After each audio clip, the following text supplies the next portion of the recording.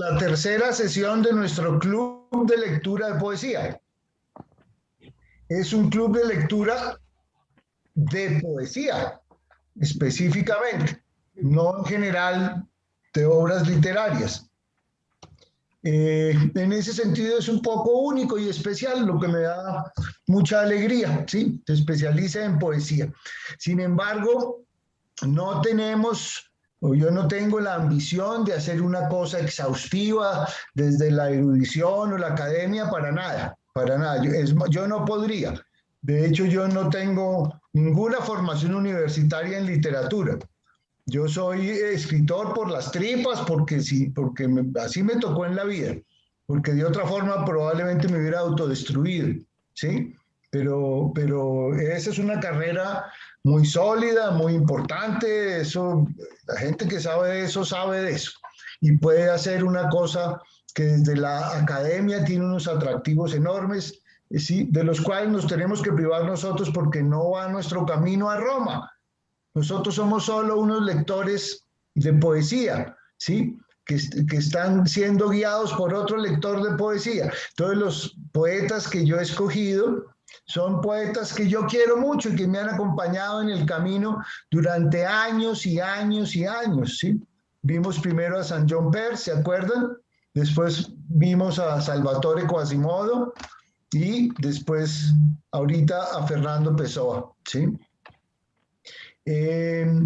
Con frecuencia muchos de ustedes conocen a esos poetas mejor que yo, y entonces hemos podido conversar, comparar traducciones, comparar versiones, comparar visiones, ¿sí? Y el club de lectura se ha vuelto un fogoncito alrededor del cual nos sentamos a conversar de poesía, que ya es mucha cosa. Es que piensen en lo que está el mundo y en lo que estamos en nosotros en general, ¿sí? Y pensar que 20 orates se abstraigan un momento de todo lo que pasa y hablen de poesía, eso es resistencia, eso es revolucionario también, ¿sí? Entonces es muy, muy bonito que hagamos, y yo soy solo quien lo propicia. Yo en verdad no tengo ninguna expectativa ni ninguna ambición desde lo académico o lo erudito. Yo solo les hablo de unos compañeros de viaje a los que he querido mucho, que como digo en ocasiones son también los de ustedes. Entonces estamos hablando de Fernando Pessoa, ¿sí? Una vez, antes de entrar en materia, estaba yo en Lisboa, la única vez que he ido a dar allá con mis huesos, en Lisboa, ¿sí? Y claro, pues tenía en la cabeza todas estas cosas, y muy principalmente la novela El año de la muerte de Ricardo Reis. ¿De quién es esa novela? Hago. ¿Quién contestó? ¿Gabriel? Omar Vega. ¿De quién es, doctor Omiter? José Saramago. José Saramago, ¿sí? Es la novela que yo más quiero. Bueno, llevaba yo estos pensamientos, ¿sí? Y se me ocurrió ir más arriba de lo que se llama el Chiado, hacia Villa Ulrica, en Lisboa, a un mirador que hay ahí, se llama el Mirador de Santa Catalina. Y entonces, pues, no sé por qué, se me metió en la cabeza ir allá, y me di maña y subí en un taxi hasta un mirador de un barrio, como decir aquí el barrio Palermo, pues, no es nada en especial, ¿sí? El todo es que, miren, estaba entrando yo al mirador y fue a acordarme de que el mirador de Santa Catalina, o Miradouro de Santa Catarina, sale en el año de la muerte de Ricardo Reis. Me acordé en ese momento, ¿sí? Que Fernando Pessoa como personaje de la novela sale de su casa y va hasta el Miradouro y espera que unos ancianos que leen todos los días los periódicos terminen de leerlos y los dejen en una banquita. Me di cuenta, estoy donde sucede, ¿sí?, una escena sobre Pessoa escrita por José Saramago.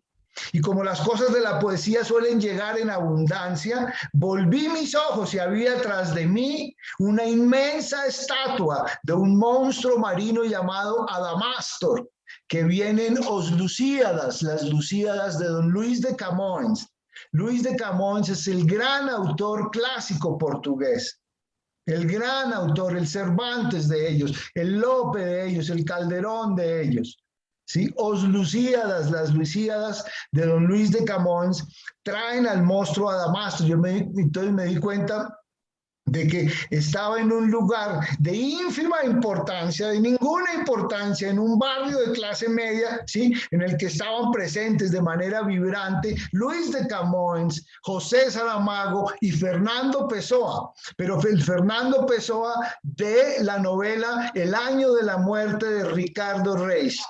Todos estaban Camões, Saramago, Pessoa y Ricardo Reis en ese miradorcito. Y me asomé yo y abajo pasaba el Tajo, el Tejo de ellos. ¿Sí? Me acuerdo además de la bodega de arriba Tejo, la bodega de arriba del Tejo que está en Lisboa, a donde me mandaron y donde oí por primera vez un fado en vivo, ¿sí? Extraña forma de vida. Estaba yo pues buscando todas esas cosas y con el cerebro ya frito cuando me encontré allá. Bueno, ese era un recuerdo que se me vino ahora y que no estaba planeado en mi introducción. Lo que sí estaba planeado en mi introducción es pensar que Pessoa nace en 1888. En 1888 o por ahí cerca también nacen otras grandes figuras. De todas maneras, cuando empieza el siglo XX, ¿sí? Los primeros lustros o décadas de 1900, empezarán a escribir los poetas europeos que están renovando la poesía en cada una de sus lenguas. En inglés sobre todo, y tal vez se pudo extender a otras lenguas, pero en inglés sobre todo, esa búsqueda, ese rompimiento tremendo con el siglo XIX y el romanticismo, se llamó el modernismo. Pero tengan muy presente todos, siempre ese modernismo de los gringos no es el modernismo nuestro, no es el modernismo de Darío, ¿sí? Con la espléndida extravagancia verbal, con el espléndido ornato, exceso de ornato, ¿sí? Del modernismo nuestro, no es el modernismo de los ingleses, de los anglosajones. Justamente o en cierta forma, de forma exactamente opuesta, ¿sí? Viene la búsqueda de los grandes renovadores de la lengua inglesa, ¿sí? En ese modernismo anglosajón. Si algo buscaban figuras como T.S. Eliot y Ezra Pound, ¿sí? Y después otras figuras, ahí hay varias, pero ellos dos sobre todo, si algo buscaban era alejarse de todo exceso verbal, de todo ornato, de todo adorno, ir hacia un poema que estaba escrito en un lenguaje tremendamente preciso, tremendamente exacto, ¿sí? De una gran precisión, muchas veces construido alrededor de una metáfora, de una imagen tan poderosa que actúa como centro alrededor del cual gira todo el poema. Esa vertiente se llamó The Imaginism, ¿sí? El imaginismo anglosajón, hecho, como digo, con unos elementos en los que lo más importante era la economía de las palabras, nada suntuoso, nada que tuviera que ver con el siglo XIX. ¿Qué estaba pasando en Francia? ¿Sí? Que pronto vendrían las grandes vanguardias que traerían el movimiento Dada y los surrealistas. Piensen nomás en Breton, en Luis Aragón, en Paul Eluard, ¿sí? Piensen en eso. En Francia. ¿Qué estaba pasando en España? Que iba a empezar, después, ya entrado el siglo XX, la generación del 27. La generación del 27, hablando figuradamente, se levanta, ¿sí? Como una especie de segundo siglo de oro español. Está la cantidad de grandes poetas que hay ahí al lado de Lorca y Salinas y Gerardo Diego, ¿sí? Don Jorge Guillén, Dámaso Alonso, mi maestro Dámaso Alonso, se levantan en cierta forma sobre el cadáver de los Machado y de Unamuno y de Juan Ramón Jiménez, ¿sí? Matan a ellos simbólicamente como se haría, puede ser el pensamiento freudiano. Eso está pasando también en Italia. En Italia la figura contra la cual se reacciona tremendamente es sobre todo la de Carducci, la de se me olvida ahora el otro, bueno, la otra gran figura que hay ahí, pero los que vienen después son Eugenio Montale, ¿sí? Nada menos, y el propio Salvatore Quasimodo. Gabriele D'Annunzio es la otra gran figura que pasa del 900 al siglo XX. O sea, todo el mundo está en esa búsqueda, todo el mundo está en esa renovación, todo el mundo está en esa ruptura en Europa. Fíjense en Colombia, ¿qué está pasando a finales del 19? En Colombia, las grandes figuras del romanticismo nuestro, ¿sí? Son Pombo y Caro. Acuérdense siempre de eso. Y con eso llegamos casi hasta 1900. Claro, ahí aparece la figura del que es tal vez, acaso, el único poeta universal que hemos dado, que es ¿quién? Silva. Sí, señor. ¿Quién lo contestó? Marta. Carita Sí. feliz. Muy bien. José Asunción Silva es quizá entonces el único poeta universal que hemos dado. El todo es que Silva ya nos lleva hacia 1900. Pues está la figura de Valencia, sobre todo, ¿sí? A quien se le criticaba porque era un poeta aparentemente sin emociones y de un gran ornato verbal y todo, y Valencia contestó eso tan bello de que en las altas cumbres hace mucho frío. Sí, contestaba él. Yo lo adoro, pero pues entiendo a los que lo odian, allá ellos. Solo hasta bien entrado el 1900, nosotros daremos la figura de León de Greiff y de Luis Vidales y la generación de los nuevos. ¿Listo? Entonces ya estamos más o menos con una línea trazada desde Colombia, España, Italia, y estamos viendo en qué nace o a qué nace Pessoa. ¿Sí? Que empezó un tremendo revolucionador de la poesía de su tiempo, además de muchas maneras, como veremos ahora, por el asunto de los heterónimos, ¿sí? Ya era difícil hacer una obra poética, pero hacer 5, ¿sí? Es ya inconcebible, ¿sí? Hay que tener uno la cabeza muy tostada y ser muy loco, ¿sí? Y después además ponerlas a dialogar unas con otras. El primer documento que nosotros vamos a leer es una carta de Álvaro da Campos, uno de los heterónimos, sí, a Alberto Caeiro, a su maestro Alberto Caeiro. Es decir, estaba totalmente loco este señor Pessoa. Pero bueno, Pessoa nace en su Lisboa en 1888 y muy tempranito pierde a su papá de tuberculosis, lo que nos hace pensar que pues había, además de la mala suerte y de las patologías, no sé, probablemente cierta precariedad o cierta cosa, aunque no tenemos ninguna prueba o señal de que empezó a pasar hambre, pero bueno, pues sí, se murió de tuberculosis la dama de las camelias, que era una dama de salones muy brillantes y todo. ¿Por qué no se iba a morir el papá de Pessoa? Todo es que se murió muy joven este hombre, apenas de 40 años entrados, 41, 42, 43. Y un tiempito después, y aquí vino un giro tremendo en la vida de Pessoa, la mamá, un año o dos después, se casa por correspondencia con el cónsul portugués en Sudáfrica, en Durban, por correspondencia. Cásase entonces la señora y se van para allá a vivir, ¿sí? El año que muere el papá, muere también un hermanito chiquito, también muy enfermo. Bueno, se va Pessoa y la hermana, según creo, a vivir allá al África. Pessoa un adolescente, ¿sí? Ustedes saben que Pessoa quiere decir persona, ¿no es cierto? Qué bonita concatenación esa. Bueno, se van a Durban y allá Pessoa es educado pues como un niño británico. Imagínense en el África, va a tener varios medios hermanos, ¿sí? Porque la mamá en su nuevo matrimonio tiene nuevos hijos, ¿sí? Y Pessoa se cría en el colegio como un niño británico y de hecho su primera lengua no es el portugués en la educación formal, sino el inglés. Por eso Pessoa siempre hasta el día de su muerte fue un gran lector y sobre todo un tremendo traductor de la poesía inglesa.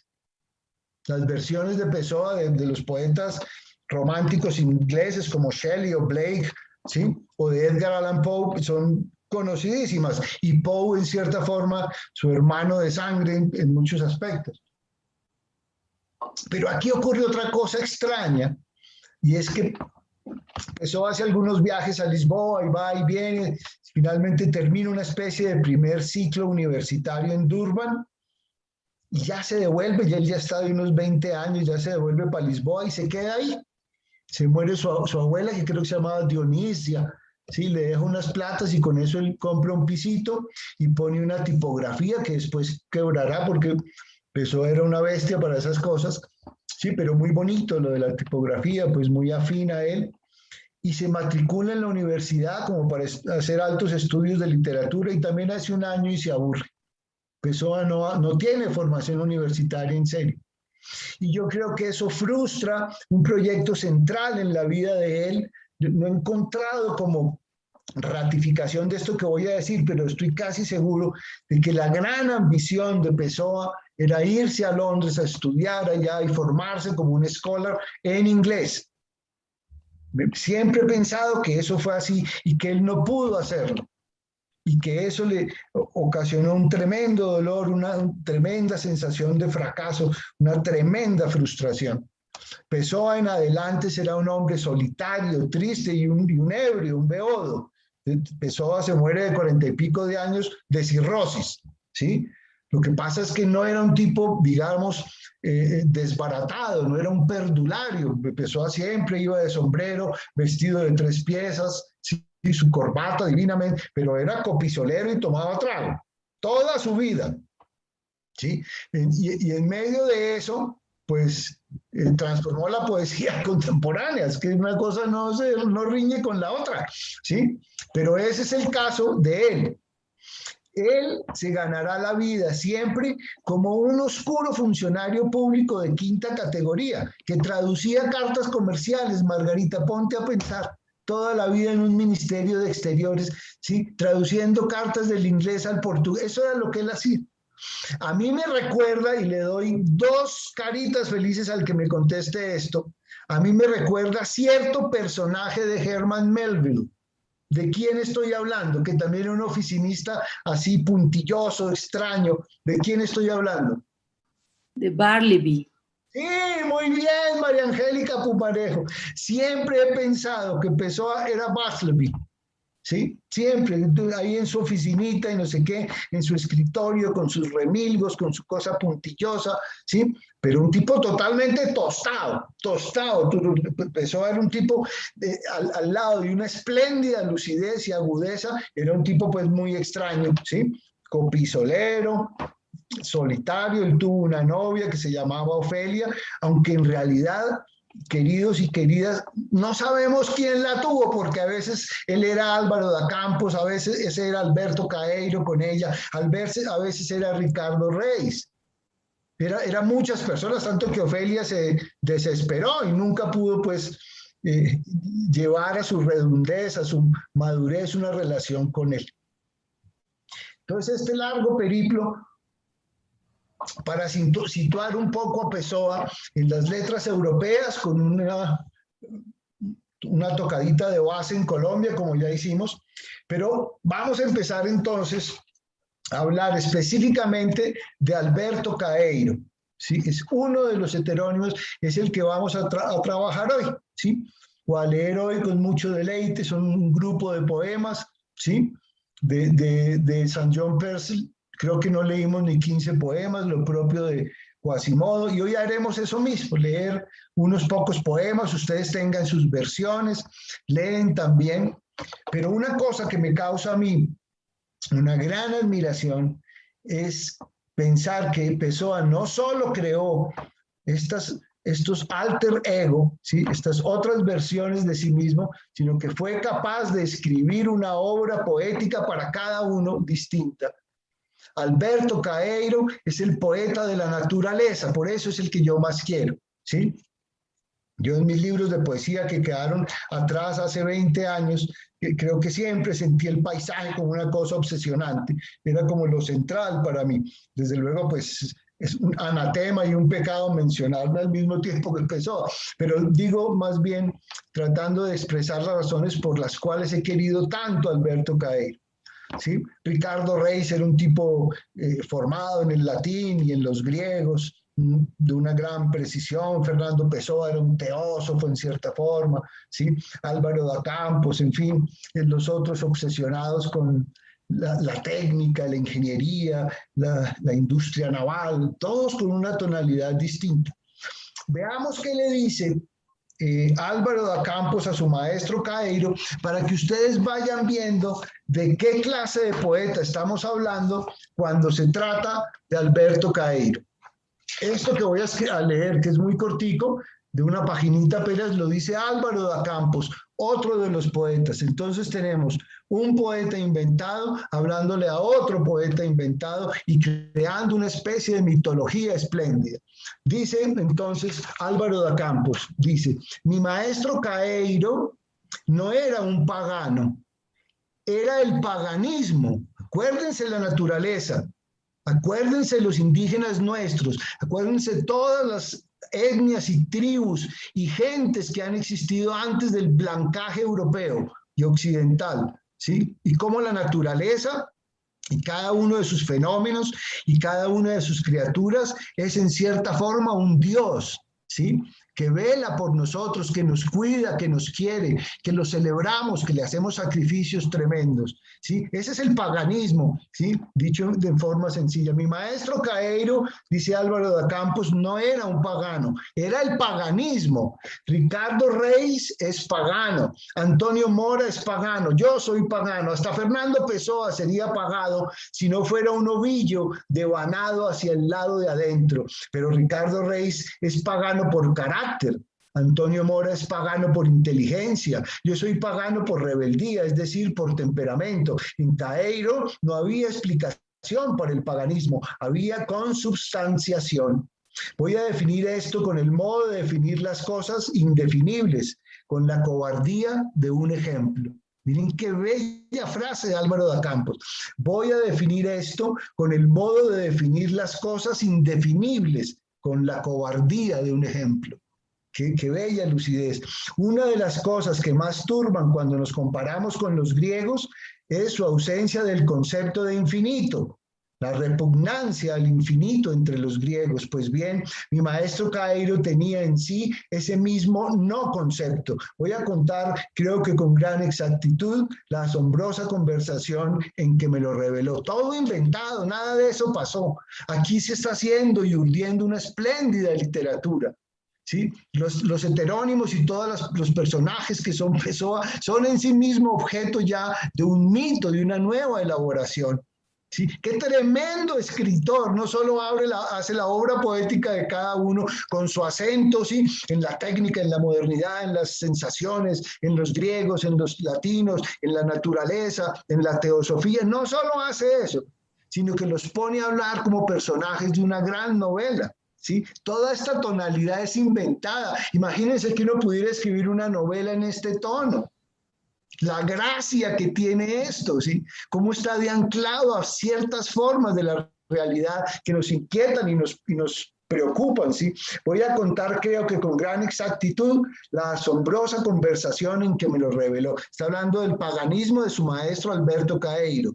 ¿Quién está hablando? Álvaro da Campos. Dos personas inventadas, pero tremendamente reales, ¿sí? En las manos y en las pestañas de Fernando Pessoa, mientras camina por Lisboa. Me refería a Caeiro, por cierto, al desarrollar lo que dice en uno de sus poemas de El guardador de rebaños, que no sé quién le había llamado un día poeta materialista. Aún sin encontrar justa la frase, porque mi maestro Caeiro no es definible con ninguna frase justa, le dije, sin embargo, que no resultaba del todo absurda tras la atribución, y le expliqué más o menos bien qué es el materialismo clásico. Caeiro me oyó con una tensión dolorosa en su rostro y después me dijo bruscamente, pero eso es muy estúpido, eso es una cosa de curas, sin religión y por tanto sin ninguna excusa. Me quedé atónito y apunté varias semejanzas entre el materialismo y su doctrina, aunque dejando aparte la poesía donde él la expresa. Caeiro protestó, pero eso que tú llamas poesía lo es todo. ¿Sí? No es mi poesía, es ver. Esa gente materialista es ciega. Tú dices que ellos dicen que el espacio es infinito y eso ¿Dónde lo han visto en el espacio, ese infinito? Yo desconcertado le dije, pero ¿no concibes el espacio como infinito? ¿No puedes concebir el espacio como infinito? No concibo nada como infinito. ¿Cómo debe poder concebir cualquier cosa como infinita? Hombre, le dije, supone un espacio. Más allá de ese espacio hay más espacio. Más allá aún hay más y después hay más y más y más. No se acaba. ¿Y por qué no se acaba? Dijo Caeiro. Preguntó mi maestro. Sobrevino en mí un terremoto mental. Supón que se acaba, grité. ¿Qué hay después? Si se acaba, después no hay nada, dijo Caeiro. Este género de argumentación acumulativamente infantil y femenina y por tanto incontestable me ató el cerebro durante un momento. Pero lo concibes, dejé caer al fin. ¿Concibo qué? Que una cosa tenga límites, no faltaba más. Lo que no tiene límites no existe. Existir es que haya otra cosa cualquiera y por tanto que cada cosa sea limitada. ¿Qué cuesta concebir que una cosa es una cosa y que no está siendo siempre otra cosa que está más adelante? Entonces sentí carnalmente que estaba discutiendo no con otro hombre, sino con otro universo. Hice una última tentativa, un desvío que me obligué a sentir como legítimo. Mira, Caeiro, considera los números. ¿Dónde acaban los números? Tenemos cualquier número, el 34, por ejemplo. Después tenemos el 35, el 36, el 37, el 38 y así sin parar. No hay un número grande para el que no haya un número mayor. Pero eso es tan solo números, protestó mi maestro Caeiro y añadió después, mirándome con formidable infancia. ¿Y qué es el 34 en la realidad? Sí, ese es Alberto Caeiro. Ahora vamos a oírlo cantar un ratico y después les doy la palabra para que ustedes den sus opiniones y vayamos haciendo una conversación más nutrida. La obra de Alberto Caeiro es cortitica, serán unos 80 poemas o algo así, no muy largos. La mayor parte está consignada en lo que él llamó el guardador de rebaños, un hombre que vive en el campo preocupado por sus rebaños. Y hay otro pedacito que son como unos poemas de amor que a mí me parecen inferiores. En cambio, esto que voy a leer me parece una gran cosa, ¿sí? Voy a leer el primer poema del guardador de rebaños. Dice, nunca guardé rebaños y es como si los guardara. Mi alma es como un pastor. Conoce el viento y el sol y va de la mano de las estaciones en su ir y mirar. Toda la paz de la naturaleza sin gente viene a sentarse a mi lado, pero entristezco como una puesta de sol para la imaginación cuando refresca al fondo de la llanura y se siente que la noche ha entrado como una mariposa por mi ventana. Mírenme este hallazgo lo que es, ¿sí? Y se siente que la noche ha entrado como una mariposa por la ventana. Mas mi tristeza es sosiego por natural y justa, y es lo que debe estar en el alma, cuando el alma ya piensa que existe y sin darse cuenta las manos cogen flores, cual un ruido de cencerros, más allá de la curva del camino, así mis pensamientos son gozosos. Hay algo lindo como bíblico aquí, ¿no es cierto? Solo que me apena saber que son gozosos, porque de no saberlo, en vez de ser gozosos y tristes, serían alegres y gozosos. Pensar molesta tanto como andar bajo la lluvia, cuando el viento arrecia y parece que aún llueve más. ¿Cómo le parecerá esto a un Gabriel Samos que está aquí en nuestra congregación de hoy, ¿sí? Que es uno de los grandes jóvenes pensadores que hay en Denver, en la universidad de allá? ¿Sí? Pensar molesta tanto como andar bajo la lluvia, cuando el viento arrecia y parece que aún llueve más. Lo que pasa con los pensadores como Gabriel es que son lúcidos e inteligentes y le dan la vuelta a todo el problema. Entonces, él sí puede leer a Campos, ¿sí? Sin tener que aniquilarlo. No tengo ambiciones, dice Caeiro, ni deseos. Ser poeta no es una ambición mía, es mi manera de estar solo. Oiga, Janet, Ser poeta es mi manera de estar solo. Y si a veces deseo, al imaginar, ser corderillo o ser rebaño entero para andar esparcido por toda la ladera, siendo mucha cosa feliz al mismo tiempo, solo es porque siento lo que escribo al ponerse el sol o cuando una nube pasa la mano por encima de la luz y un silencio recorre la hierba. Al sentarme para escribir versos, o si al pasear por atajos y caminos escribo versos en un papel que está en mi pensamiento, siento un cayado en las manos y veo una silueta mía en la cima de un otero, mirando en mi rebaño y viendo a mis ideas, o mirando a mis ideas y viendo a mi rebaño, y sonriendo vagamente como quien no comprende aquello que se dice y quiere fingir que lo comprende. Saludo a cuantos me leyeren, quitándome el sombrero de ala ancha cuando me ven ante mi puerta. Mal asoma la diligencia en la cima del otero. Les saludo y les deseo sol y lluvia, si la lluvia es precisa, y que en sus casas tengan junto a una ventana abierta la silla predilecta donde sentarse para leer mis versos, y que al leer mis versos piensen que soy una cosa natural, por ejemplo, un árbol viejo a la sombra del cual, siendo unos niños, se sentaban de golpe cansados de jugar y limpiaban el sudor de la frente ardiendo con la manga del baby rayado. ¿Qué tal ese poeta? Bueno, opiniones y comentarios.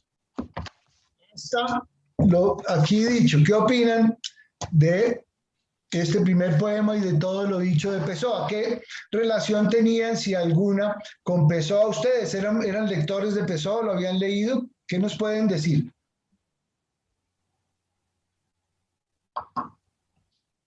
Marta. Nunca lo había leído. Me encantó y leí unos poquitos poemas de él, me encantó. Me tiene deslumbrada eso de los heteronomos, porque por lo que entiendo es como formas distintas de escribir de él mismo, es lo que entiendo, ¿sí? Ay, eso es tan certero y tan bonito, porque yo siempre lo he pensado, Marta. A pesar de que son poetas distintos, yo creo que es el mismo poema y el mismo poeta siempre, ¿sí? Y que lo es una gran decisión intelectual, ¿no? Y sensitiva. Sí, y eso me tiene deslumbrada porque este poema que acabas de leer me parece fascinante, verdaderamente fascinante. Y hoy leí unos de amor distintos de otro de los heterónomos, no los recuerdo exactamente, y verdaderamente me parece un poeta maravilloso, la verdad. No lo había leído.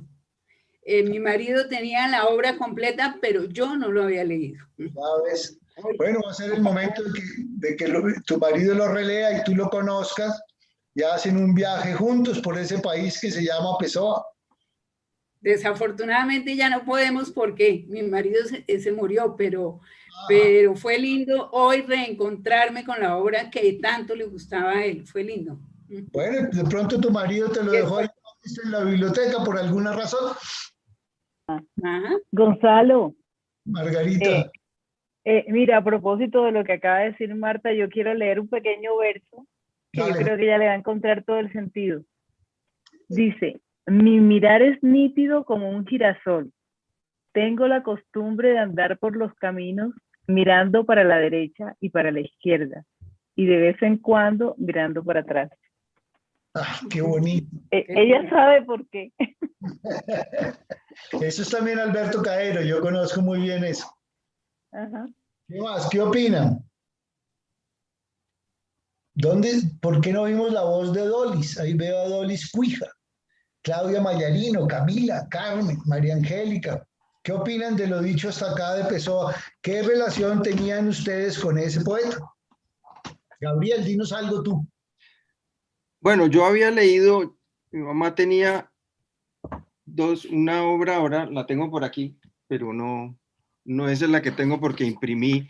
La obra que yo tenía eran selecciones de los distintos heterónimos y más bien me puse a imprimir la obra completa, por lo menos lo que aparece por ahí de Caeiro. Entonces, porque yo había leído extractos, digamos, ¿no? De los dos poemas. Y realmente lo había leído una vez, empezó hace muchísimo tiempo y ya ni lo recordaba, debo decir. Creo que tengo la sensación de que me había gustado mucho cuando lo leí. Pero ahora que me obligaste, digamos, a ponerle atención, ¿no? A leer con atención, digamos, un poco más.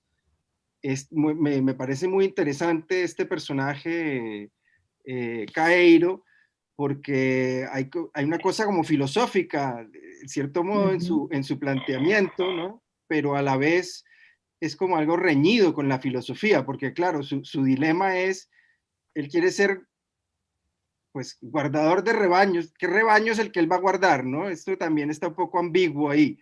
En un momento dado son sus pensamientos los que él está, son sus ovejas, digamos. Los pensamientos son las ovejas. Pero al comienzo de este poema, por ejemplo, que tú estás leyendo, lo que pareciera ser el rebaño es la naturaleza misma, digamos, ¿no?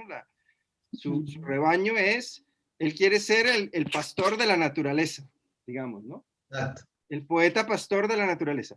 Pero su dilema es que él quiere la naturaleza sin gente, o sea, como él lo dice ahí, ¿no? Él dice en lo que acabas de leer. Toda la paz de la naturaleza sin gente, ¿sí? O sea, ausente en las personas, porque el hombre corrompe la naturaleza, en realidad, el pensamiento del hombre corrompe la naturaleza, ¿no? Un poco, él está hablando de ser pastor que no quiere pensar la naturaleza, porque pensar la naturaleza es no verla, ¿no? Es un poco lo que estabas diciendo en la introducción. Pero entonces todo su dilema es que al ser pastor, pues ¿quién es el pastor? La naturaleza no tiene pastores. Los pastores son los hombres. Entonces su dilema es que él quiere ser hombre que mira la naturaleza sin mirarla como la miran los hombres y ser al mismo tiempo el pastor de la naturaleza. Entonces está como en una encrucijada muy berraca, creo yo, y no sé si la resuelve al final, ¿no? Me parece que hay una ambigüedad muy fuerte en todos los poemas de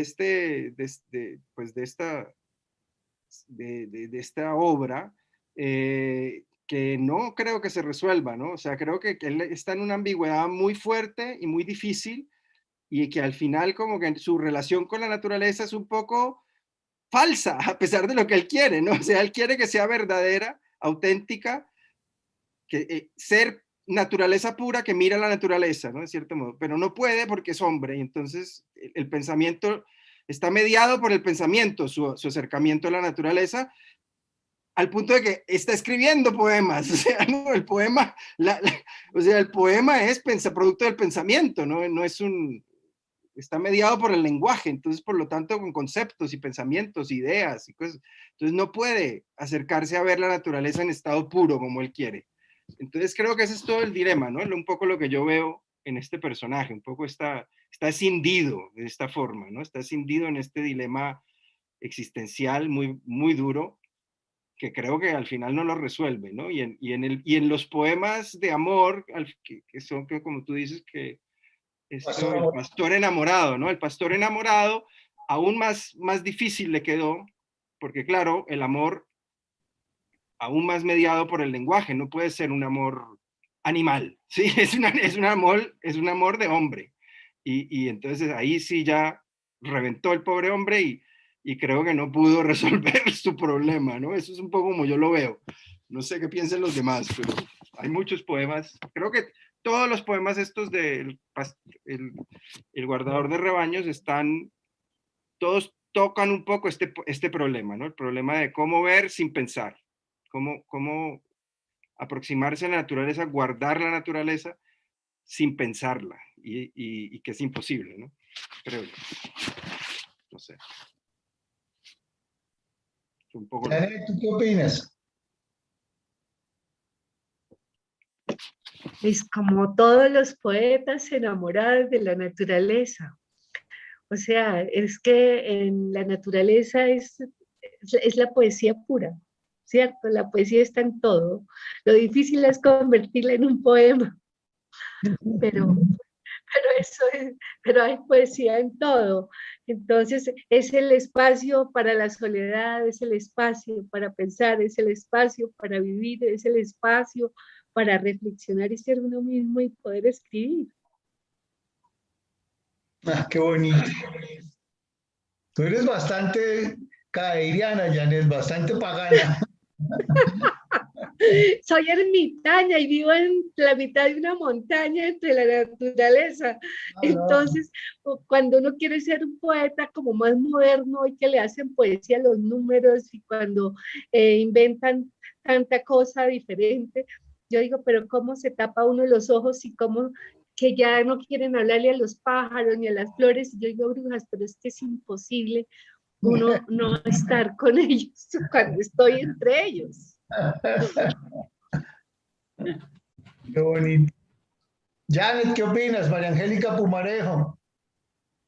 Cristian, Omar. Hoy estaba pensando no tengo el video, ¿no? En tu camarita para verte la cara. Aquí, de cansada. Estás toda bonita, Margarita. Ella es la mujer más bella de su tiempo, de una época. Estaba pensando en el heterónimo que más se le parece a Pessoa, que es Bernardo Soares. Él decía que era el que más se le parecía a él, ¿cierto? El que más se parecía a Pessoa era él, que fue el que escribió el libro del desasosiego, que es un libro que yo llevo muchos años leyendo, porque ese libro es muy bravo. Como que uno tiene que dejar ahí y leer, y retomar, y volver, y procurar no agarrarlo un domingo por la tarde, porque si no la cosa se puede poner complicada. Pero ahorita que estaba oyendo lo que decía Gabriel, tal vez me quedé pensando que en eso, como en todo lo de Pessoa, digamos, y en este libro del desasosiego, hay yo creo que esa búsqueda de él por nombrar, o sea, por decir sin decir, por tratar de entrar en lo más hondo, sin tener que describirlo con un lenguaje que a veces parece justamente como lo que lo impide, es una cosa complejísima. Y tal vez por eso en ese libro El desasosiego, que hay una cantidad de meditaciones, ¿cierto? Y que el tema metafísico es profundo. Entonces uno se encuentra con las paradas que hace Pessoa, con que no puede completar las frases. El libro El desasosiego está sin terminar, porque parece que ya no le alcanzara.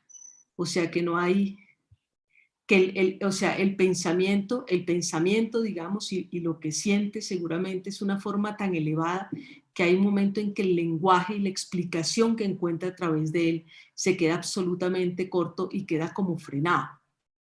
Independientemente de todos los temas del libro del desasosiego, que son hondísimos, que son profundos, que son una cosa de una complejidad que lo saca uno de verdad de cualquier estado de pensamiento cotidiano, racional, y lo sumerge en un universo muy hondo y muy espiritual también, ¿no? Con las preguntas que allí se plantean. Yo creo que a mí de todo Pessoa el libro del desasosiego me causa un estremecimiento así como eterno, y seguramente voy a seguir leyéndolo. Eso era para hablarles. María Angélica es, para que lo sepan, está terminando su segunda novela y es una tremenda poeta. Yo le estoy acompañando y voy a ver si puedo editar su poesía. Es tremenda poeta y yo, además de su amistad y su compañía, le tengo una deuda de gratitud inmensa, y es que María Angélica me hizo volver a leer a Anne Sexton, la gran poeta gringa, que yo creo que es la mayor poeta de los Estados Unidos de cualquier época, más grande que Edna St. Vincent. Y eso se lo debo a María Angélica, y eso fue fundamental para mí en el momento de escribir la segunda novela de la trilogía de las mujeres, que es Matrimonio. De modo que esa deuda de gratitud tengo con ella. Ahí está Janetcita. Ya vi lo que escribiste, Janet. Gracias. Tan bello.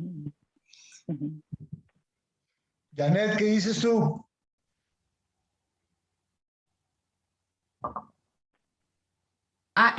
Precisamente, ¿Janet ella o Janet yo? Precisamente yo estoy leyendo el libro de Pessoa, ¿él lo ve? Ahí El lo ven. desasosiego. Ahí está toda la obra, está el libro del desasosiego también. Sí, está el libro El desasosiego, y precisamente con lo que dice María Angélica, me gusta mucho la descripción que hacen de Bernardo Soares, y creo que por eso me gusta muchísimo, y dice, es un prosista que poetiza, un soñador que razona, un místico que no cree, un decadente que no goza. Entonces, digamos, me gusta también mucho como la ambigüedad de este personaje, me siento también a nivel personal muy identificada, porque además siento que como que es una cosa, pero a la vez no, o sea, que tiene un enfoque muy surrealista, como que se mimetiza, como que se transforma todos sus pensamientos, por ejemplo, aquí habla de la biografía sin hechos. Entonces, digamos, es como otra forma de leer la realidad y me parece muy inspirador, tanto para la poesía como para la fotografía también, donde a veces tú puedes resignificar la imagen y darle como otro contexto. Entonces creo que ha resultado muy inspirador para mí este Bernardo Soares. Janet es una espléndida fotógrafa, búsquenla en Instagram sobre todo. Los cuadros de ella los firma Violeta Imagina, ¿sí? Es tremenda, tremenda fotógrafa. Para que si se pasan por ahí busquen a Violeta Imagina. ¿Qué dice Eleonora, Gloria, Tere, Mónica, Daniela? ¿Qué dicen de Pessoa y de lo dicho hasta acá? Hablen con libertad.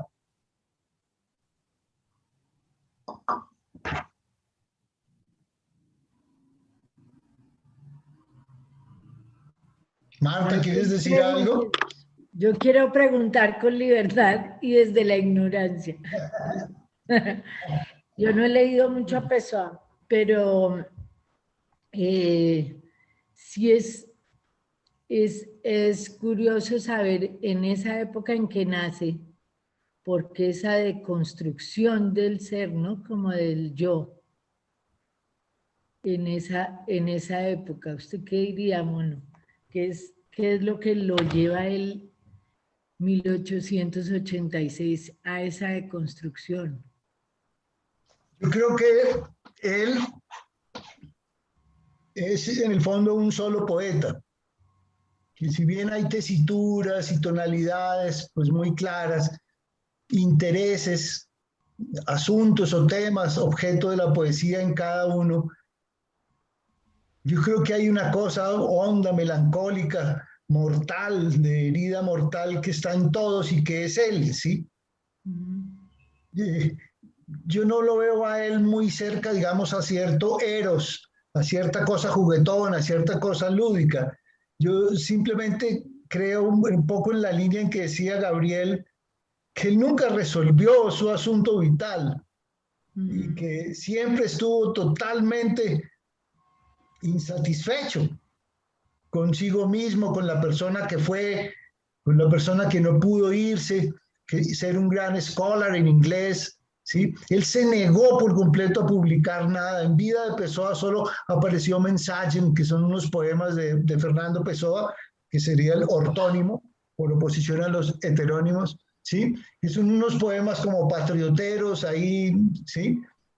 Pero piense, Camila, que toda la obra de Pessoa estaba en unos cajones, que alguien fue a su casa y la rescató y por eso lo tenemos. Pessoa, si acaso, contribuía en una revista o dos, con un ensayito, con una traducción, con frecuencia, pero yo creo que él no encontró nunca la idea de algo entero, redondo, sólido, para expresarse ni siquiera a sí mismo. Y todos estos eran atisbos, es decir, en el origen de toda esa deconstrucción había mucho miedo y mucho tanteo y mucha insatisfacción y frustración. Lo que pasa es que el tipo tenía genio, entonces pues lo que hay de construcción literaria pues es admirable también, lo que salió de todo eso. Lo otro es dónde está la Lisboa del río, en él, ¿dónde está? ¿En cuál de los poetas aparece? En Ricardo Reis mucho, ¿sí? La Lisboa de él es, digamos, si uno hay como dos alturas en Lisboa.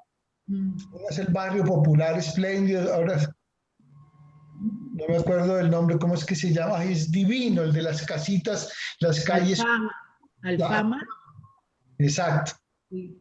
¿Sí? Y enfrente está donde sube el cochecito No, ese. ese es Alfama, donde llega el trencito.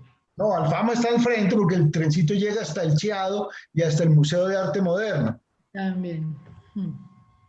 Él va por ahí. Y ahí está a Brasileira, que es el café donde él iba, y la estatua famosa de él en hierro. ¿Se acuerdan que está ahí los que han ido a Lisboa? Ahí está la estatua de él. Yo tengo dos poemas favoritos de todos los de Alberto Caeiro que les voy a leer. El primero es el 18. Miren esta cosa tan bonita, yo creo que lo he mencionado ya en otras sesiones, pero busquen el poema 18 de Alberto Caeiro. Esto un poco en cierta tonalidad de lo que leyó Margarita Verdugo. Ojalá fuese el polvo del camino y los pies de los pobres me estuvieran pisando. Ojalá fuesen los ríos que fluyen y a mi orilla lavaran las mujeres. Ojalá fuesen los chopos a la orilla del río y solo tuviera cielo por encima y agua por debajo. Ojalá fuese el burro del molinero y el molinero me pegara y me estimara. Antes eso, que ser el que va por la vida mirando a sus espaldas y sintiendo pena. ¿Ah? Yo vi una traducción que no dice ojalá fuese, sino quisiera ser los ríos que fluyen y a mi orilla lavaran las mujeres.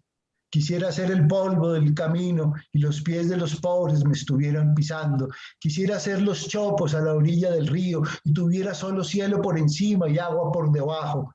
Quisiera ser, bueno, no sé qué es lo otro que dice, el burro del molinero y el molinero me pegara y me estimara. Antes eso que ser el que va por la vida, sintiendo a sus espaldas, mirando a sus espaldas y sintiendo pena. Qué tremendo poeta. Y miren este, es el 33. Esto es de una gracia muy particular. Miren esto. Pobres de las flores en los jardines simétricos, parecen tener miedo de la policía, pero tan buenas son que florecen del mismo modo y poseen la misma sonrisa antigua que tuvieron para el primer mirar del primer hombre, que las vio recién aparecidas y las rozó levemente para saber si hablaban. ¿Ah? Qué cosa tan bella, ¿no les parece? Esos son mis dos poemas favoritos, pero si alguien quiere leer otro de los que tienen a mano, los vamos mirando. Hay mucha gente que ha estado muy silenciosa, pero bueno, cada uno tiene su manera de llegar al club de lectura. ¿Quién quiere leer alguno? ¿Claudia está ahí?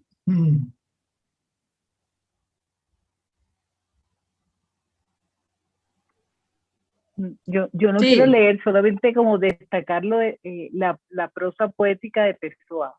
O sea, es genial. Es genial.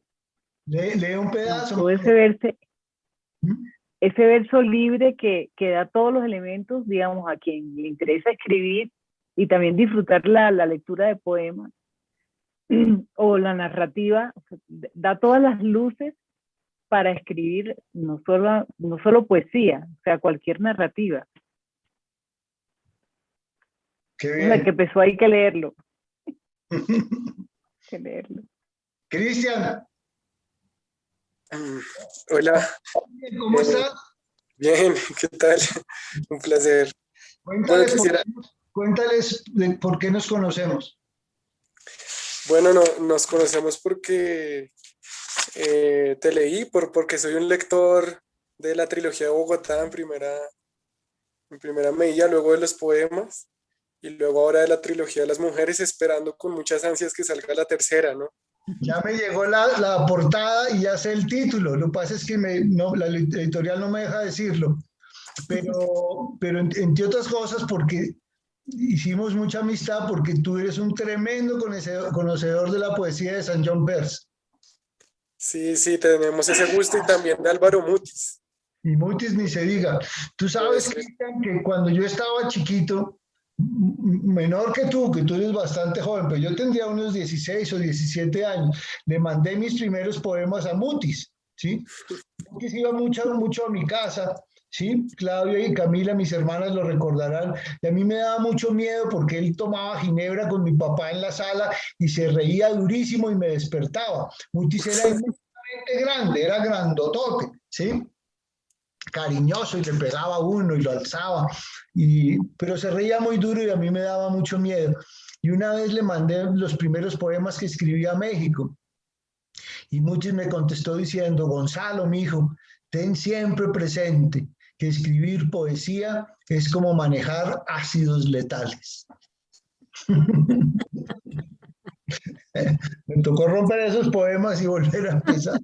Arrancar, sí. Era muy talentoso Mutis. Bueno, pero te interrumpí. Dale, Cristian. Lee un pedazo o dinos algo de Pessoa. No, pues eso quería leer, voy a leer el 9, pero antes quisiera mencionar algo sobre lo que decía Gabriel, que aparece en el poema 5, sobre este tema de cómo él quiere acercarse directamente a la naturaleza, ¿no? Sí. Y cómo también a partir del lenguaje, pues también digamos ese conflicto que no se resuelve, ¿no? También se tramita de una manera muy interesante el conflicto mismo. Por ejemplo, me interesa mucho la visión de la metafísica que tiene Cairo. Para él no hay metafísica. Vas a leer el 5 por ahora, dale. Sí, entonces dice un fragmento del 5, que es un poco más adelante. Dice: metafísica. ¿Qué metafísica tienen aquellos árboles? La de ser verdes y tener copas y ramas, y la de dar frutos a su hora, la que no nos hace pensar a nosotros, que no sabemos entenderlos.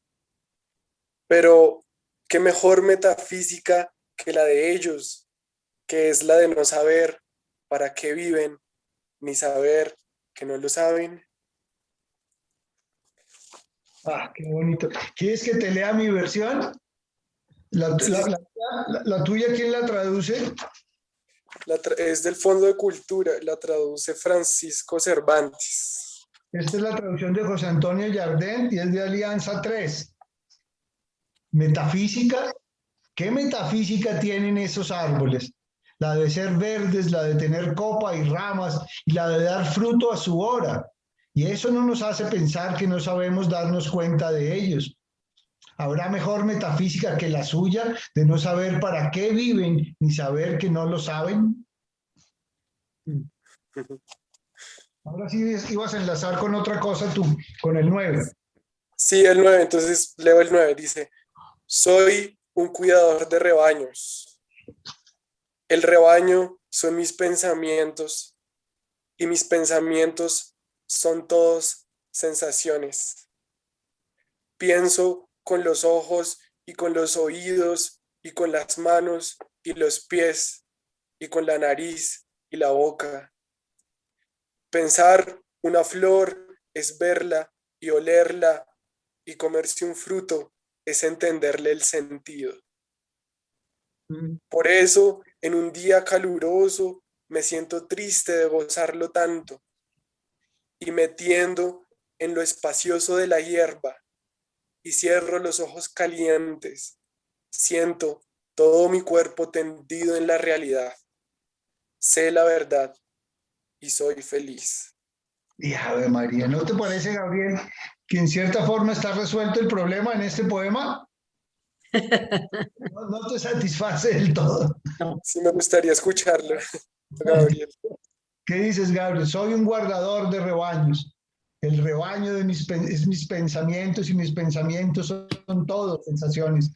Pienso con los ojos y con los oídos y con las manos y los pies y con la nariz y la boca. Pensar una flor es verla y olerla, y comer un fruto es saberle el sentido. Por eso cuando en días de calor me siento triste de gozarlos tanto, y a todo lo largo que soy me tumbo en la hierba y cierro los ojos calientes, siento todo mi cuerpo tumbado en la realidad, sé la verdad y soy feliz. ¿Qué dices, Gabo?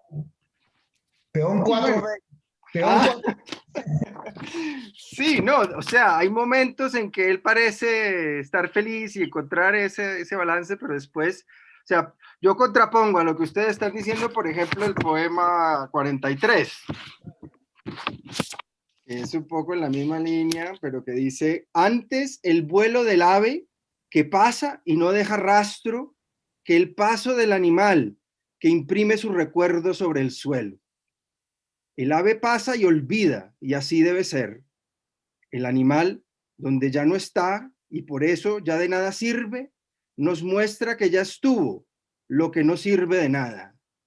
El recuerdo es traición a la naturaleza, pues la de ayer no es naturaleza. Lo que fue no es nada, recordar es no ver. Pasa, ave, pasa y enséñame a pasar. Y Ave María, por Dios. Bellísimo, pero date cuenta, el poema es un recuerdo, el poema es como una fotografía, es la capturar el momento del sentir del poeta en palabras y dejarlo plasmado. Entonces, al dejar plasmado en palabras, es todo lo opuesto del ave que él quiere ser. Entonces, él quiere ser el ave que pasa, pero no está pasando, está dejando rastro, está dejando, este es el animal que deja el rastro. Entonces, este es el dilema, ¿no? Él está en este problema. El problema es, quiere sentir como el río, quiere ser, y esto es un poco también lo que tú decías, ¿no? Antes ser el polvo del camino, que no sé qué, que ser el que atraviesa la vida mirando para atrás. Y sin embargo, estoy atravesando la vida mirando para atrás todo el tiempo, ¿no? Con mis propios poemas lo hago. O sea, es el problema, ¿no? Está escindido en una cuestión imposible porque el dilema es ser persona, ser hombre, ¿no? O sea, ser humano. Ser humano es no ser naturaleza que fluye como el río, sino naturaleza que piensa, que siente en el momento, pero que recuerda el pensamiento y se proyecta hacia el futuro y que, o sea, tiene todo este dilema del ser humano. Entonces, por lo tanto, no puedo ser pastor de la naturaleza, no puedo ser el pastor de la naturaleza que es naturaleza. Tengo que ser el pastor de la naturaleza, que es el pastor, es decir, la persona que piensa que sus sentimientos los tramita a través de la palabra, ¿no? En la forma bella como el poema 9 también lo expresa, ¿no? Entonces, pero son tramitados por la palabra y por lo tanto falsificando la naturaleza, ¿no? Falseando lo que el sentir verdadero es, digamos, según el propio poeta, ¿no? Digo yo, no sé, ese es el problema. Me callo. Sí, es que el problema es que si no, entonces es como el problema de la representación, ¿no? O sea, si no, ¿cómo nos acercamos? Por medio del lenguaje. Si queremos un acercamiento puro, directo, pues no habría lenguaje, o sea, no escribiría, entonces sería silencio y no existirían los poemas. Y ese es un problema. Exactamente, eso es el dilema. Hay un poema al silencio también, por ahí en Alberto Caeiro. No sé cuál es. De todas maneras, parece que el esfuerzo por instalar la naturaleza en la mente y en la vida del hombre moderno es como un llamado a decirle, mire, no piense tanto, no elucubre tanto, no haga tantas conclusiones, mire este milagro espléndido del río y del viento y de la flor y goce y trate de estar un poquito en paz, en consuelo, en armonía, ¿cierto, Janet? Janets, porque son dos Janets, pero miren el poema que les dije, qué pesar de las flores en los jardines geométricos, parecen tener miedo de la policía. Eso es una de las grandes críticas al mundo de las ciudades, ¿sí? Y después dice, sin embargo, siguen abriendo sus flores y dando su olor como la primera vez. cuando el primer hombre se acercó a olerlas y a ver si hablaban. De todos modos, ahí hay una cosa de la naturaleza humana primaria y primitiva que vale la pena recuperar y defender. Sí, pero fíjate que ese hombre es el policía también, ¿no? Es el policía que está interrogando a la naturaleza para que le hable, que le diga, que la flor me diga qué está diciendo al florecer, ¿sí? Y por supuesto, eso es lo que somos, ¿no? O sea, ese ser humano, y uno puede plantear que en cierto modo Caeiros está, su dilema es falso, en cierto modo, porque el ser humano es naturaleza, y por lo tanto la naturaleza que piensa y se interroga y que le dice a la flor, háblame y dime qué carajos es lo que estás diciendo cuando estás floreciendo, es también naturaleza. O sea, no es naturaleza falsificada, es naturaleza tan verdadera como la otra, ¿no? Como el río que fluye sin pensar. Entonces me parece a mí que por ahí sería la solución, ¿no?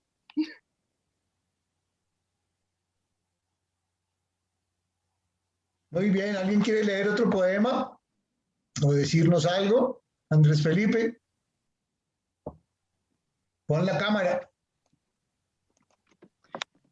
Sí, quería leer un apartado del libro El desasosiego que tengo aquí a la mano, que de pronto contribuye un poco a esta disertación en torno a la figura de Pessoa.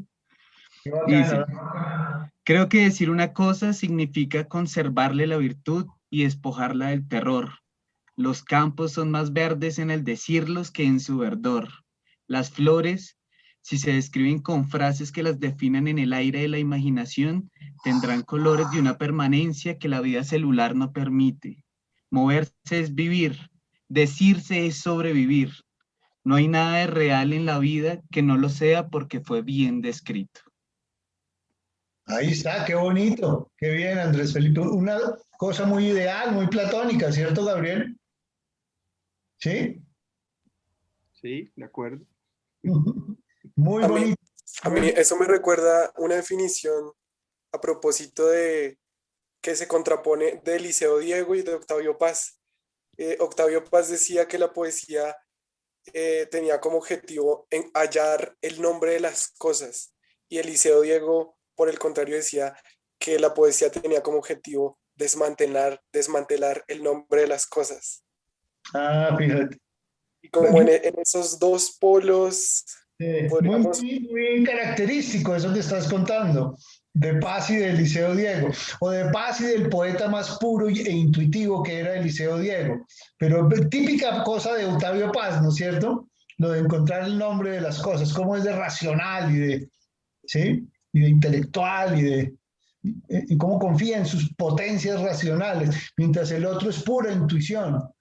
De hecho, yo había pensado que el próximo club de lectura fuera sobre Eliseo Diego o sobre Mario Rivero, el gran poeta colombiano. ¿Cuál les gustaría más?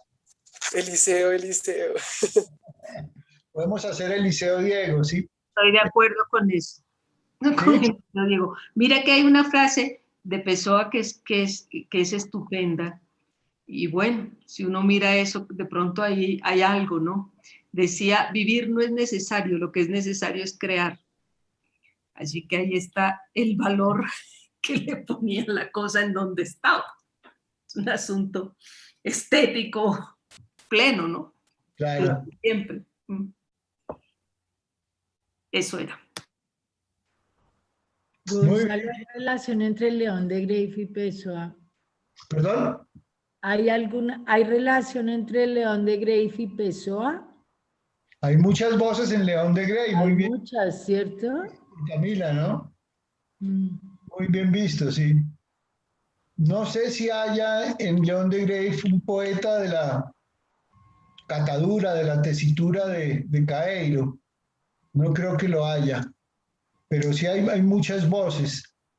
Qué bella respiración, qué vigor tan bonito el de León de Grey, cómo es emocionante leerlo, ¿no? Tremendo poeta. Yo creo que... Andrés Felipe está levantando la mano. Dale, Andrés. No, solo la había dejado levantada, disculpa. Ok.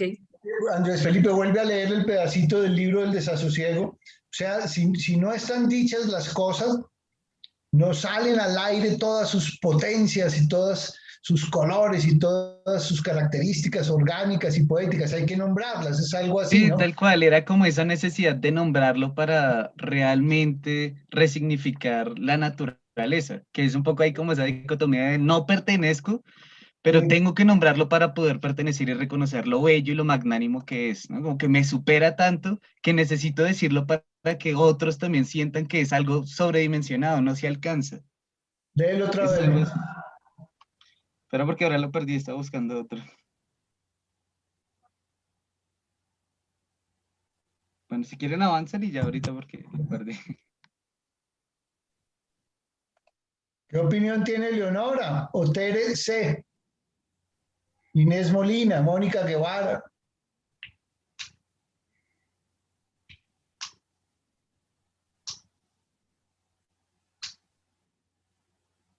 No parecen estar ahí. Bueno, ¿lo encontraste, Andrés?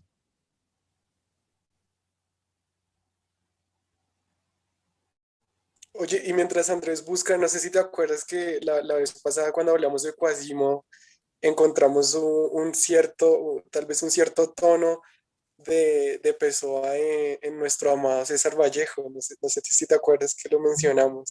Sí, sí. ¿Cuál de los nombres de Pessoa o del propio Pessoa como ortónimo? No, no, sobre todo con ese poema de los del policía de la flor, Sí, que sí, tiene como ese tono muy sí, hay similar. algo ahí. Tienes razón, hay algo ahí. Qué tremendo poeta que era Vallejo. Los grandes poetas nuestros de la América Latina son Rubén Darío, César Vallejo y Pablo Neruda. Yo creo que son los más grandes.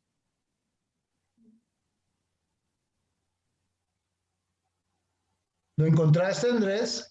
Sí, sí, ya ahora sí lo encontré. Leo otra vez que es de una gran belleza. Creo Pero que decir, nos pone en el mundo de Gabriel, sigue la tremenda sí, contradicción. sí, sí, ¿Sí? tal cual. Creo que decir una cosa significa conservarle la virtud y despojarla del terror. Los campos son más verdes en el decirlos que en su verdor. Las flores, si se describen con frases que las definan en el aire de la imaginación, tendrán colores de una permanencia que la vida celular no permite. Moverse es vivir, decirse es sobrevivir. No hay nada de real en la vida que no lo sea porque fue bien descrito. Los críticos suelen señalar que tal poema ampliamente rimado no quiere decir al fin decir, sino que hace un buen día. Pero decir que hace un buen día es difícil y hasta un buen día al final acaba por pasar. Tenemos por eso que conservar el buen día en una memoria florida y duradera y así constelar las nuevas flores o de nuevos astros los campos y los cielos de la exterior. Qué bonito. O sea que estamos sujetos a la palabra, Gabriel, no nos queda nada más. ¿Cierto? Así es. Tengo un pequeño fragmentico que también como que complejiza la cuestión ¿El libro del y se desasosiego? lo leo muy, muy rápido. Dime. ¿El Sí, sí, libro? también del libro del desasosiego. Es tan difícil describir lo que se siente cuando se siente que realmente se existe y que el alma es una entidad real, que no sé cuáles son las palabras humanas con las que pueda describirlo. Sí me acuerdo que mi papá me vio con el libro del desasosiego. Yo todavía vivía en mi casa. Me dijo, no, mi hijo, no, no, no, no, no. Espérate siquiera que tengas 50 o 60 años. Ahora no vas a torturarte inútilmente. Como dice María Angélica, uno lee una semana o dos, no le da más el estado físico. Y es de una belleza, pero de un agobiante tremendo. Además, ya quisiera yo haber dado ese título a un libro de uno, el libro del desasosiego, qué cosa tan bella, ¿no? Ave María. Bueno, queridos, hemos terminado, llevamos hora y media. Entonces, ¿quieren que prepare a Eliseo Diego mejor o quieren leer a Mario Rivero? Eliseo. Es que, bueno, hay que decir que los poemas urbanos de Mario Rivero son increíbles. O sea, es muy es- creo que no sé, ¿Qué dice Gonzalo. María Isabela? Abra su micrófono. Buenas noches, es la primera vez que participo con ustedes, pero Sí. me gustaría que se leyera lo de Mario Rivero, que me parece que es un excelente escritor. Mónica Guevara, ¿qué opina? Deja tu cámara, Mónica. Ya te veo. Abre el micrófono, muchacho. Es Ya. que ando un poco disfónica. Los he escuchado, pero no me molesta, sí. Pero sí, para la próxima espero poder estar mejor. ¿Qué poeta quieres para la próxima? La próxima sería, Por ahí en un mes o cosas así.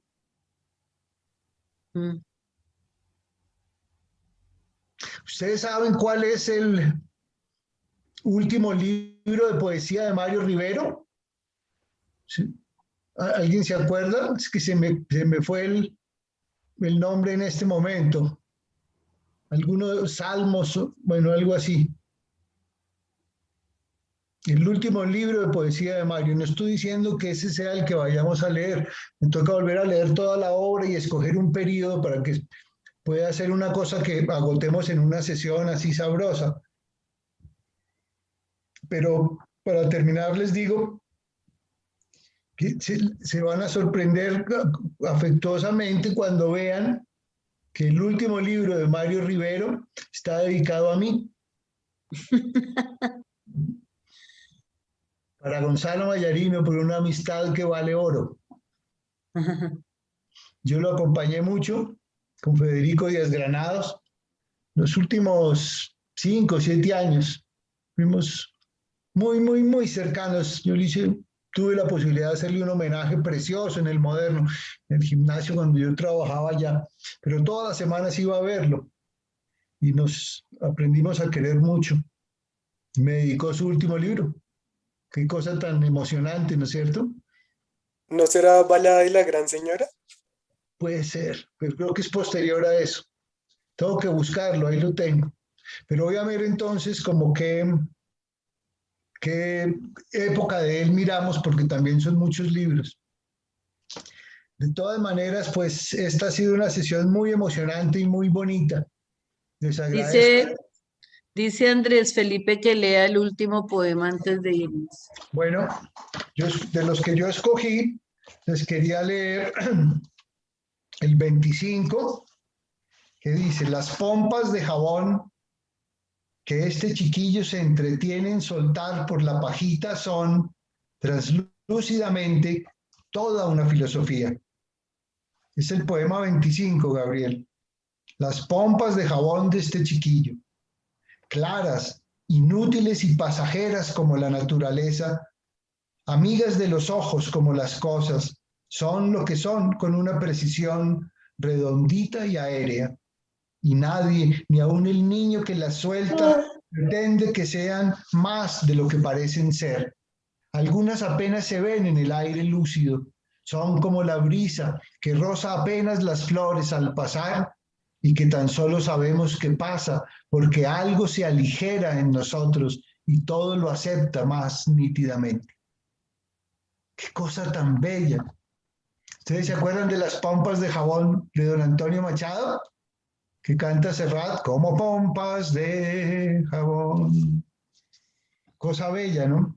También había escogido el 43, que me emocionó mucho. Antes, este ya lo leyó Gabriel, sí. Entonces el 45. Me despierto en la noche de pronto y ocupa mi reloj la noche entera. No siento la naturaleza de ahí afuera. Mi cuarto es una cosa oscura con paredes vagamente blancas. Fuera hay un sosiego como si nada existiera. Tan solo el reloj prosigue su ruido. Y esa pequeña cosa de engranajes que está encima de mi mesa ahoga toda la existencia de la tierra y el cielo. Casi me pierdo pensando en lo que significa esto. Pero me detengo y me siento sonreír en la noche con la comisura de los labios, porque la única cosa que mi reloj simboliza o significa al llenar con su pequeñez la noche enorme, es la curiosa sensación de que llena la noche enorme con su pequeñez. Qué tremendo poeta. Hubiera sido chévere leer los otros poetas, pero no alcancé a preparar. Bueno, vamos a echarle cabeza a ver si nos vamos con Mario Rivero, pero sería bacano un colombiano, ¿no? Llevamos 3 extranjeros. Muchas gracias por haber venido, les mando un abrazo muy afectuoso y ya nos veremos. Gracias a todos. Gracias por la invitación. Dale, Muchas Janet. gracias.